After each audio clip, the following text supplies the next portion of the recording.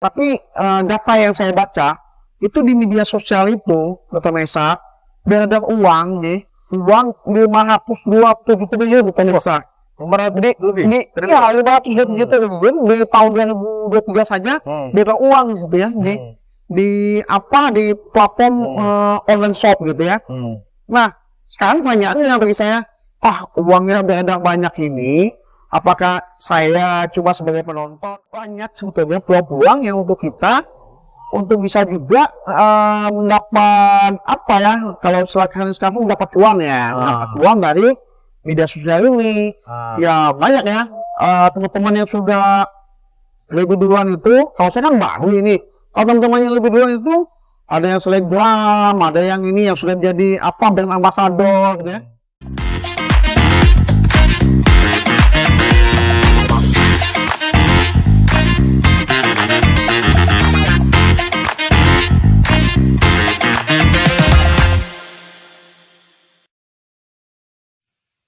Assalamualaikum warahmatullahi wabarakatuh. Salam sehat, sobat-sobat sehat dimanapun kalian berada. Bertemu dengan kami di podcast Diagnosa, Dialog Inovasi Kesehatan, yang Anda bisa akses dan nonton di kanal YouTube transehat.id. Pada kesempatan ini, saya Dr. Mahesa Pradipa ditemani oleh seorang dokter yang juga aktif di sosial media, di beberapa platform. Saya perkenalkan Dr. Nirwan Satria, spesialis anestesi. Assalamualaikum Dr. Nirwan. Waalaikumsalam Dr. Mesa. Sehat Dr. Nirwan? Alhamdulillah sehat. Baik Dr. Nirwan, kita pada kesempatan ini ingin bincang-bincang santai saja terkait dengan perkembangan-perkembangan yang ada saat ini di dunia kedokteran. Kita tahu saat ini sosial media itu sudah sangat-sangat digandrungi oleh banyak pihak. Tidak hanya oleh anak muda, bahkan berbagai usia dan berbagai profesi menggandrungi sosial media. Nah, menurut Dr. Nirwan sendiri, kalau ada dokter yang beraktivitas di sosial media, menurut Dr. Nirwan itu bagaimana? Apakah memang dokter itu ada batasan untuk beraktivitas di luar profesi dokternya? Sosial media itu sekarang sudah menjadi bagian kehidupan ya, bagian kehidupan keseharian kita. Nah, baik dokter, tidak dokter, semua orang sekarang sosial media sudah menjadi bagian hidupnya. Di sosial media ini semua hal bisa ada gitu ya. Mulai dari hal ilmu pengetahuan, kemudian masalah hiburan, masalah bisnis, semuanya ada di sosial media. Nah, jadi suatu keharusan ini kita harus juga harus belajar bisa memanfaatkan sosial media dengan positif gitu ya. Apalagi sebagai seorang dokter, jangan sampai nanti dokter tidak tahu ya bagaimana mengikuti perkembangan sosial media. Nah, kalau tadi Dr. Mesa menanyakan bagaimana ini sebagai dokter menyikapi sosial media. Nah, saya sebagai dokter, itu sosial media itu sama saja kehidupan kita sehari gitu ya. Kita sebagai dokter yang punya profesi, mempunyai etika-etika, norma-norma, atau aturan yang mesti kita ikuti. Jangan sampai nanti kita di sosial media berbeda dengan kehidupan kita sehari gitu ya. Nah, tetap ada etika-etika. Kalau pada segi hukum kita kenal juga tuh undang-undang ITE gitu ya. Nah, jangan sampai nanti kita juga terjebak oleh undang-undang ITE. Nah, jadi bagi saya sosial media itu merupakan suatu bagian dari kehidupan ya, bagian kehidupan yang mesti kita ikuti. Demikian Dr. Mesa. Ya, menarik ya. Berarti artinya dokter bisa aja menggandrungi aktivitas di sosial media ya. Mungkin juga karena untuk menghilangkan stres pekerjaan, profesinya, dia meluangkan waktu sejenak untuk buka sosial media. Ya benar, karena kan kalau kita sebagai dokter yang rutinitas ada pekerjaan, itu untuk kalau istilahnya kan healing ya. Untuk healing harus cari waktu yang khusus, mencari waktu yang khusus. Tapi dengan era digital ini, dengan era sosial media ini, kita tidak mesti nunggu waktu yang khusus, kemudian tempat yang khusus, tidak. Bagi saya sendiri juga, sosial media itu adalah tempat bagi saya suatu bagian juga tempat apa ya, menghealing ya, dalam menambah apa rutinitas saya dalam ke profesi saya bisa relax dengan mengumpulkannya di media sosial. Nah, walaupun saya belum ini ada mungkin toko-toko yang lebih apa ya, yang di sosial media lebih, kalau sekarang tuh selebgram gitu ya, atau seleb di dunia Twitter atau di Facebook, saya mungkin belum sebanyak mereka followernya ya. Tapi bagi saya sosial media itu suatu wadah juga, apalagi saya sebagai dokter anestesi itu tingkat stres saya tinggi gitu ya. Nah, begitu saya butuh tempat ini healing, saya tinggal buka handphone saya, milik saya bisa healing di sana. Banyak hal yang bisa saya lakukan di media sosial. Ini kan Dr. Nesa. Nah, menarik Dr. Nirwan. Jadi kita nggak bisa membatasi dokter boleh beraktivitas sosial media atau enggak. Bahkan mungkin platform sosial medianya pun nggak boleh dibatasin, ya kan? Nah, mungkin ada catatan Dr. Nirwan terkait dengan ada nggak sih batasan etikanya dokter untuk berperilaku di sosial media supaya nggak masuk ke pelanggaran etika profesi? Ya, tetap saja ya, bagi saya itu begitu kita sudah menjadi dokter, melekat di diri kita itu apapun orang nanya ini dokter gitu ya. Nah, dokter itu sebuah profesi luhur menurut saya, sebuah profesi luhur yang mesti kita jaga keluhurannya. Nah, jadi baik di kehidupan keseharian kita, kalau itu dokter tuh, nah orang langsung ucap, masa dokter gitu ya. Nah, begitu juga di media sosial. Jadi etika di media sosial menurut saya tidak jauh berbeda dengan etika kita di kehidupan sehari gitu, Jadi tidak ada apa ya, karena media sosial itu kalau bahasa ini itu dunia maya gitu ya. Bagi saya sama aja dengan dunia nyata saja gitu. Jadi tinggal kalau masalah etika profesi itu dokter, saya yakin bahwa setiap dokter sudah memahami, sudah paham betul apa etika-etika yang mesti menjaga norma-normanya sebagai dokter. Ini kan Dr. Nesa. Jadi sebenarnya nggak ada beda antara sosial media sama dunia nyata. Seorang dokter kalau dia beraktivitas sebagai dokternya itu tetap harus menaati etika kedokteran, gitu ya. Nah, sekarang yang menarik nih Dr. Nirwan, di sosial media itu sekarang banyak aktivitas, tidak hanya aktivitas untuk pertemanan saja, upload aktivitas. Sekarang udah mulai banyak gandrung nih, aktivitas sosial media itu adalah aktivitas berdagang ya, menjual sesuatu atau menawarkan sesuatu, baik itu barang maupun jasa. Bahkan sekarang kita kemarin diramein soal sebuah platform sosial media terpaksa ditutup karena ada aktivitas dagang ya. Nah, dalam aktivitas dagang kita tahu ada yang disebut dengan reseller lah, atau dia sebagai penjual langsung, afiliasi lah, dan segala macam. Orang kadang-kadang bingung nih apa ini istilah-istilah itu. Nah, bisa dijelasin nggak oleh Dr. Nirwan?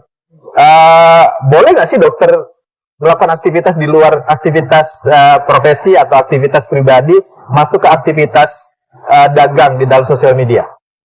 Jadi itu yang saya katakan tadi itu Mesa, di media sosial itu banyak sekali gitu ya, banyak sekali yang bisa dilakukan. Banyak sekali yang bisa dilakukan, mulai dari kita cuma ikut-ikut aja nih, nonton-nonton, dia scroll-scroll. Saya punya akun Facebook, scroll. Saya punya akun Twitter, scroll. Saya punya Instagram, scroll. Terus batas itu ada. Sudah mulai ada dikit. Saya butuh untuk relax ini, nonton. Banyak lagi gitu ya. Nah, yang lebih susah juga, sekarang banyak platform kan, banyak platform yang sudah khusus untuk menjadi media edukasi. Banyak itu ternyata. Ada juga platform yang menjadikan fasilitas untuk televisi kan banyak.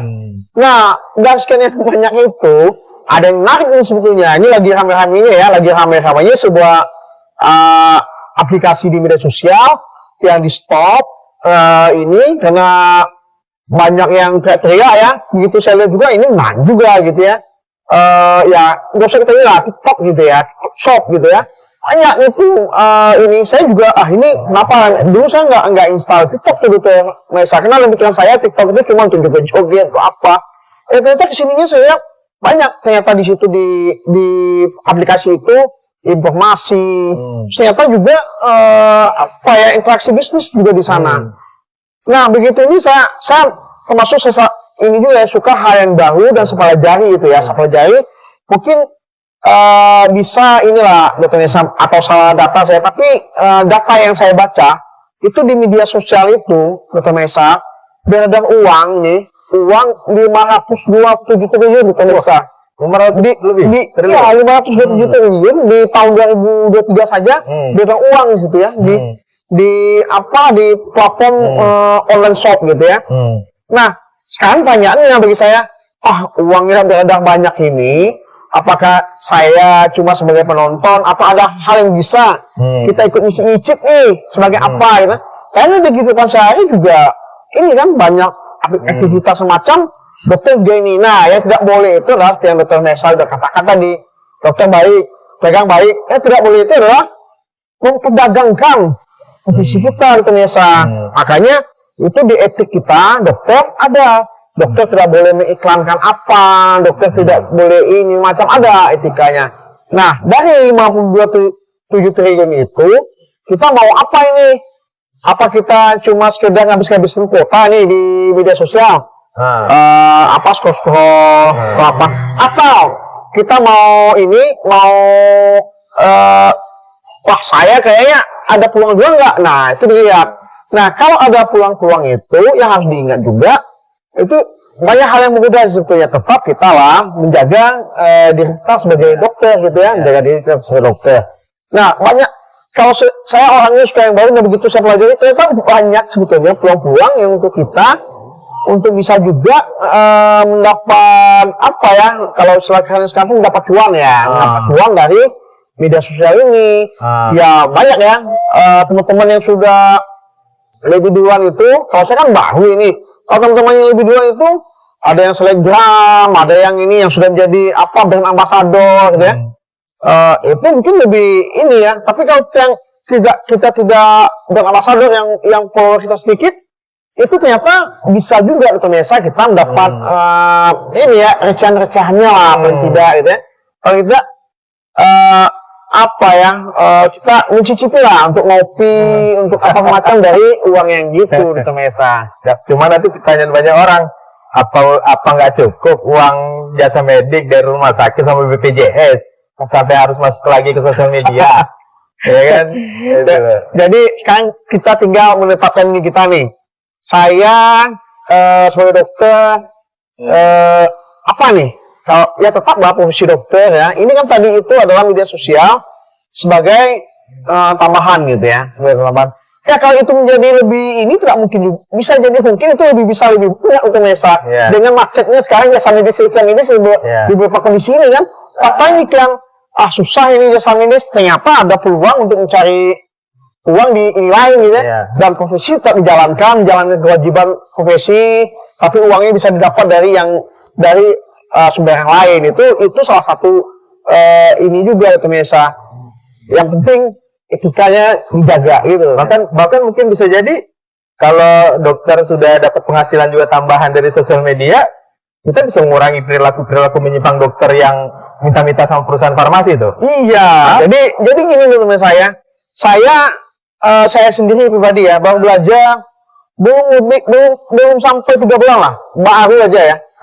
Dan itu saya sudah inilah ya, untuk ngopi-ngopi ada hal untuk saya. Sebentar, produk apa nih yang Dokter Nirwan? Saya sebagai ini aja. Ada produk kesehatan nggak? Tidak. Saya membatasi diri saya untuk ini di online shop itu. Saya batasi, saya tidak akan bermain di produk-produk kesehatan. Karena kalau saya bermain di produk-produk kesehatan itu akan ada konflik of interest. Kenapa? Orang-orang yang melihat saya, kalau saya sudah bicara ini, nanti, ini karena Dokter Nirwan. Padahal itu saya tidak punya ini ya, tidak ada hubungan dengan ini saya punya. Nah makanya begitu saya sudah ini di media sosial, saya tidak bisa melepasi diri saya sebagai dokter. Walaupun saya disclaimer bahwa apa yang saya ini tidak hubungannya dengan profesi saya sebagai dokter gitu ya. Nah makanya untuk menjaga itu saya membatasi diri, apalagi ya kalau sekarang gitu pemirsa, kalau kita lihat di online shop itu apapun platformnya itu yang kayak kacang goreng itu adalah produk skincare. Itu kalau mau kecantikan, kalau mau itu wah itu menggiurkan gitu ya. Bisa batasi diri saya tidak akan masuk ke itu. Kenapa? Pertama, saya tidak mempunyai potensi di bidang ilmu kecantikan ya.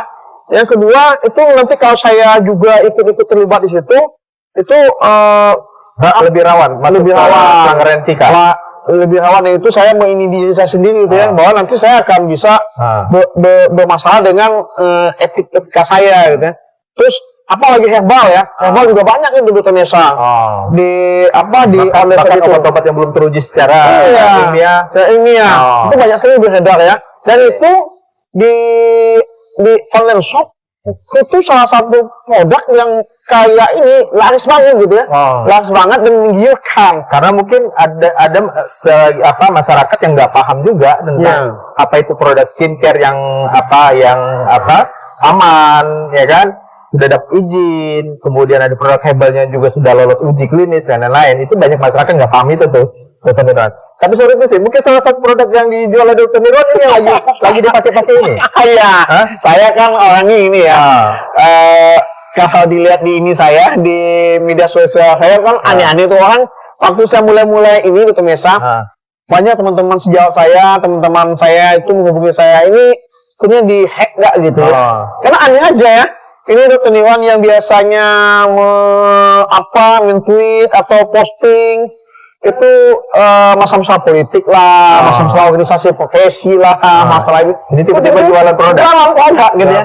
Ini kan dulu ada masanya tuh pemirsa. Kalau umpamanya suatu akun udah di ini masalah jualan dulu handphone gitu ya. Itu wah ini kayaknya di hack. Tapi ini dipastikan tidak di hack. Dipastikan tidak di hack. Karena jadi saya yang muncul itu benar-benar Dokter Nirwan. Nah saya pilih gitu bahwa ya kalau saya sendiri kan penyuka akik gitu ya, biasa penyuka akik, baik ini sekarang saya bikin lah umpamanya liontin atau apa ya, lihat aja di akun saya itu. Tapi bukan liontin untuk kesehatan, bukan. Karena kan banyak juga tuh liontin untuk kesehatan. Saya pastikan tidak. Saya mau ini liontin macam itu mau keindahan batunya. Keindahan batunya baik dari segi warna batunya, baik dari apa yang kalau di dunia akik itu kan ada para kolektor batu itu memang mencari produk batu akik tertentu gitu ya, dan itu saya ini. Jadi nggak ada hubungan.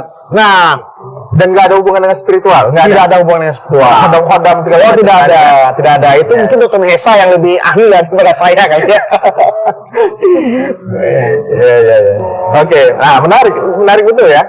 Jadi boleh aja, tapi perlu ada batasan. Nah ini masalahnya teman-teman dokter ini atau mungkin tenaga kesehatan yang lainnya itu kan minim juga pengetahuan tentang apa sih batasan untuk berjualan di sosial media. Nah, ada tips atau kiat-kiat atau bahkan mungkin ada pelatihan khusus nggak untuk itu? Kalau kalangan dokter sendiri ada nggak? Jadi gini Dokter Mesa, untuk media sosial itu sudah pernah ada dari MKEK ya, ada dari MKEK mengeluarkan panduan bagi dokter untuk bermedia sosial, ada panduannya.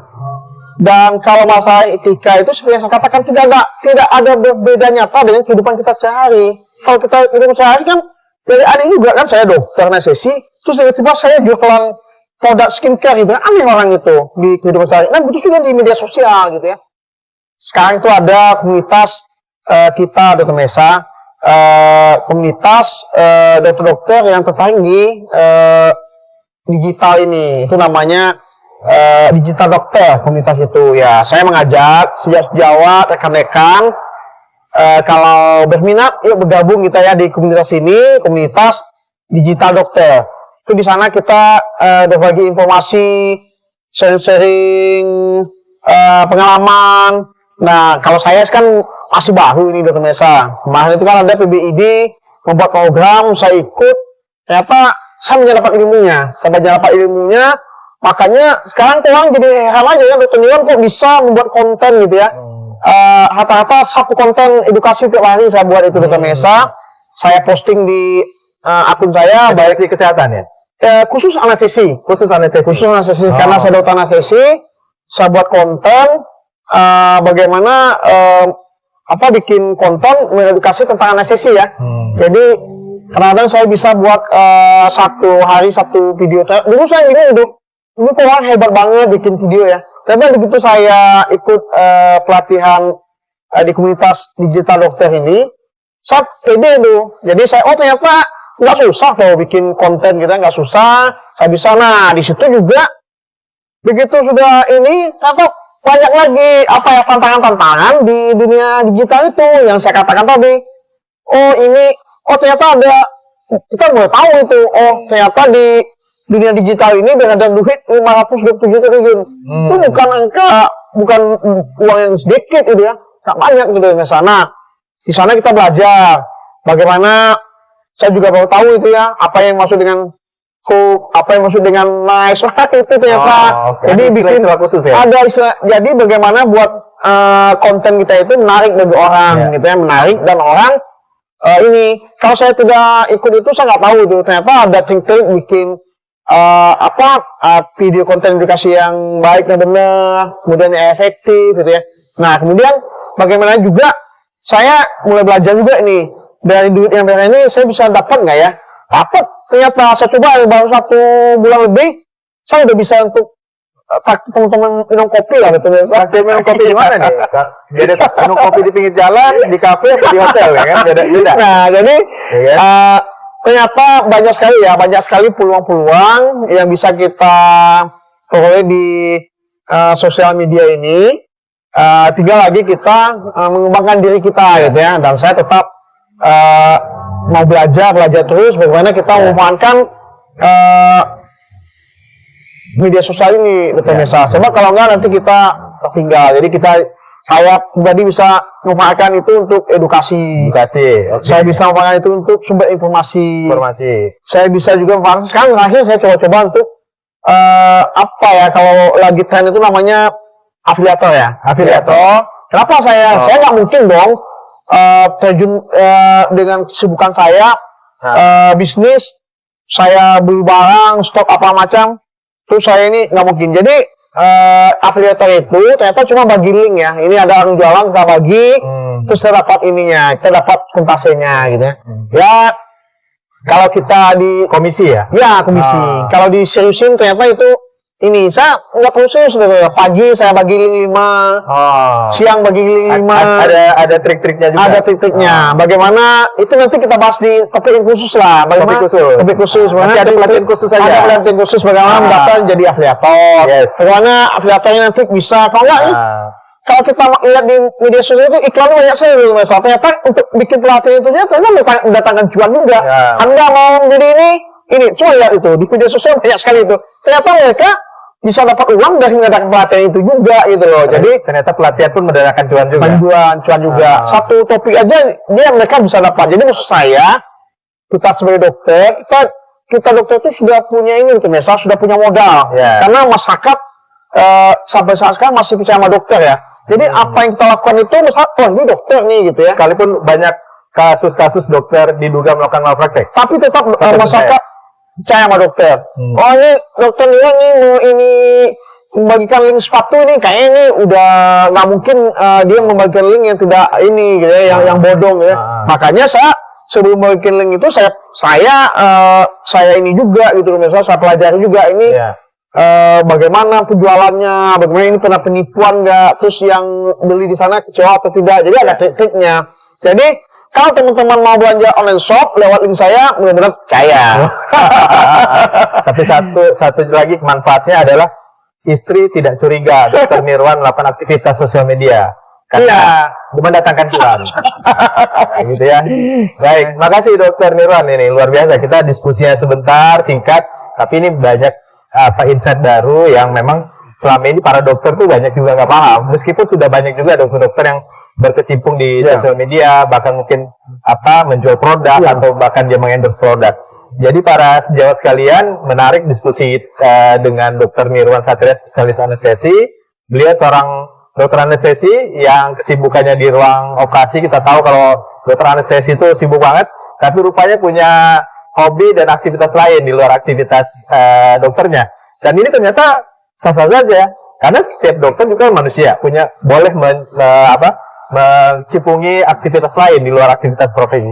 Tetapi tadi catatannya adalah aktivitas di dunia maya maupun di dunia nyata itu punya batasan yang sama.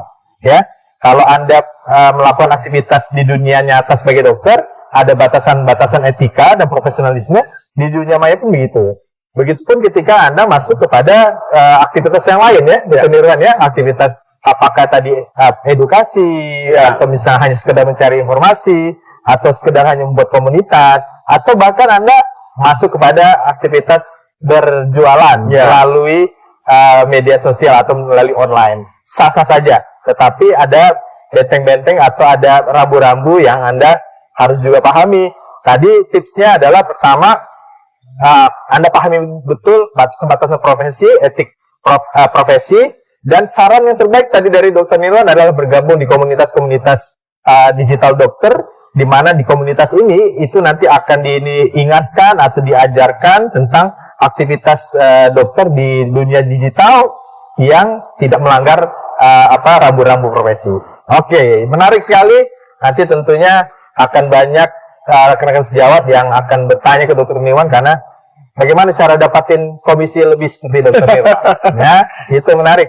Sekali lagi terima kasih atas perhatian Sobat Sehat. Semoga podcast kali ini bisa bermanfaat bagi kami dan juga bagi Anda semua. Jangan lupa terus pantengin podcast Diagnosa, Dialog Inovasi Kesehatan yang bisa diakses melalui kanal YouTube transsehat.id. Jangan lupa subscribe dan like. Sampai jumpa, salam sehat selalu, salam diagnosa.